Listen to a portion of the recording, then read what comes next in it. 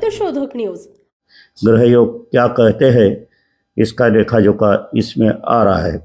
तो अपन प्रथम महाराष्ट्र के लेंगे तो महाराष्ट्र के सीट 48 है, उसमें से मोदी जी को 20 सीटें मिलने की संभावना है और 26 सीटें गठबंधन अन्य पार्टी को मिला के मिलने वाली है। यानी यह महाराष्ट्र में भाजपा पिछड़ रही है ऐसा लग रहा है। उसके बाद पश्चात कर्नाटका में 28 सीट है, यहाँ भी भाजपा मोदी सरकार पीछे हट हो रही है। 10 सीटें उनके मिलने की संभावना है और 18 सीटें गठबंधन अन्य लोगों को मिलेगी। केरल में 2 सीटें हैं। केरल का तो हमेशा प्रयास विरोधी पार्टी का रहा है, कांग्रेस के राज्य में भी विरोधी पार्टी का रहा है। तो आज 2 सीटों में से 1 सीट मोदी जी को और 1 सीट ये गठबंधन को मिलेगी। तमिलनाडु में 39 सीट है, तो यहाँ भाजपा को सिर्फ 2 सीटें मिलेगी और 36 सीट एनडीए गठबंधन को मिलने की संभावना है और अन्य पार्टी को। आंध्र प्रदेश देखा जाए तो 25 सीटें हैं, वहाँ इसमें भाजपा को 8 और अन्य पार्टी और गठबंधन को 17 सीटें मिलने की संभावना है। गोवा में 2 सीटें हैं, 1 भाजपा को और 1 गठबंधन को। तेलंगाना में 17 सीट है और 17 सीट में से भाजपा को मोदी सरकार को 6 सीटें और गठबंधन अन्य पार्टी को 11 सीटें। बंगाल में 42 सीट है, तो मोदी जी को 15 और गठबंधन को 27 सीटें मिलने की संभावना है। झारखंड में 14 सीट है और 9 सीटें मोदी जी को और 5 सीटें गठबंधन को। यहाँ मोदी जी की बढ़त है। छत्तीसगढ़ में 11 सीट है, तो यहाँ भी मोदी जी की सीट ज़्यादा आ रही है। 7 सीट है और 4 सीट गठबंधन अन्य पार्टी को है। मध्य प्रदेश में यहाँ 29 सीटें हैं, तो 22 सीटों पर भाजपा विजयी हो रही है और 7 सीटों पर गठबंधन अन्य पार्टी को मिलने की संभावना है।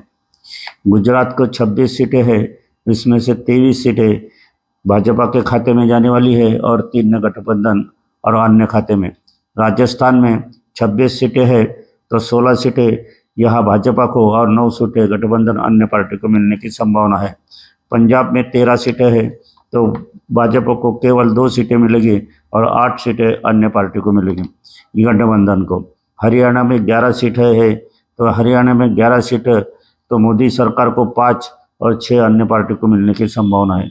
जम्मू कश्मीर में 6 सीटें हैं, तो 2 सीटें भाजपा के खाते में और 4 सीटें यहाँ इंडिया गठबंधन इनके खाते में और अन्य पार्टी में। हिमाचल में 4 सीटें हैं, तो 3 भाजपा को और 1 गठबंधन को। उत्तराखंड में जो है तो 5 सीटें का लेखा जोखा है, तो 4 सीटें भाजपा को, 1 सीट गठबंधन को। उत्तर प्रदेश में 80 सीटें, सबसे ज़्यादा सीट भाजपा को यहाँ मिलने वाली है, तो वो 60 सीट है, पर पहले से कम सीट हो रही है। यहाँ गठबंधन को 20 सीटें अन्य पार्टी समेत। बिहार को 40 सीटें हैं, तो 25 भाजपा को और 15 सीटें गठबंधन अन्य पार्टी को। उड़ीसा में 31 सीटें है, तो 5 सीटें मोदी सरकार को और 16 सीटें गठबंधन अन्य पार्टी को है। सिक्किम में 1 सीट है, वो भाजपा के खाते में जा रही है। आसाम में 14 सीटें हैं, तो 10 सीटें भाजपा के खाते में, 4 गठबंधन अन्य पार्टी में। मेघालय में 2 सीटें हैं, तो 1 सीट है जो है तो भाजपा के खाते में, 1 अन्य पार्टी गठबंधन में। अरुणाचल में जो है तो 1 ही सीट है, तो 1 ही अपने भाजपा को लेके जा रही है। नागालैंड में 1 सीट है, वो भी 1 सीट मोदी सरकार को जा रही है। मणिपुर में 1 सीट है, वो भी मोदी सरकार को जा रही है। मिजोरम में 1 सीट है, वो भी मोदी सरकार को जा रही है। उत्तरांचल में 1 सीट है, वो भी मोदी सरकार को जा रही है। अंडमान में 1 सीट है, वो भी मोदी सरकार को जा रही है। लक्षद्वीप में 1 सीट है, वो भी मोदी सरकार को जाते हुए दिख रही है। पांडिचेरी में 1 सीट है, वो भी मोदी सरकार को जा रही है। दादरा नगर हवेली केंद्र शासित प्रदेश है, वह 2 सीटें हैं, वह 2 सीटों पर भी भाजपा कब्जा करने वाली है। चंडीगढ़ में जो 1 सीट है, वो गठबंधन अन्य पार्टी को जाने वाली है। इसी तरह से यहाँ देखा जाए तो भाजपा की बहुत से राज्यों में पीछेहट हो रही है। कई राज्यों में जो साधारणतः उत्तर भाग में उनकी सीटें थोड़ी सी कम हो रही है, पर वो उनका प्रभुत्व कायम रहने वाला है। पर ये देखा जाए तो यहाँ हमारा जो अनुमान था इसमें जो 350 के अंदर 10 और 10 बाहर, तो उससे भी 340 भी किया तो उससे भी अंदर भाजपा की सीट जाने की वर्गवारी किया तो जाने की संभावना है।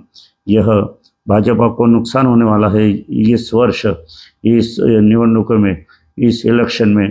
तो ये तो ज्योतिष शास्त्र के हिसाब से है, इससे विपरीत भी घटना घट सकती है, क्योंकि नागरिकों का रुझान किस तरफ है यह कोई जान नहीं सकता है।